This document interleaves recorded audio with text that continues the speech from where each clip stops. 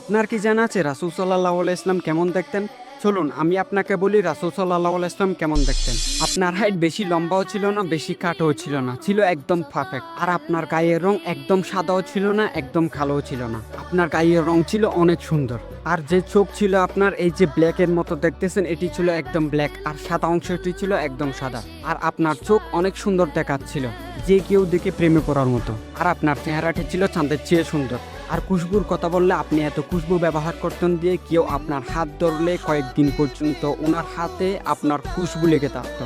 আপনার কাঁধ ছিল চওড়া, আর আপনার শোল্ডার অনেক মজবুত ছিল। আপনার বুক এবং পেট একদম ইকুয়াল ছিল। আপনার যে চুল ছিল সেটি এই কাঁধ পর্যন্ত আসতো। আর আপনার আওয়াজ এতটাই মধুর ছিল যে যে কেউ আপনার আওয়াজ শুনলে প্রেমে পড়ে যেত।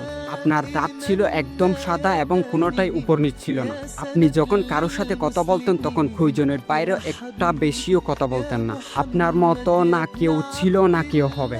এই ভিডিওকে বেশি বেশি শেয়ার করুন, যাতে সবাই জানতে পারে রাসূলুল্লাহ সাল্লাল্লাহু আলাইহি ওয়াসাল্লাম কেমন ছিলেন।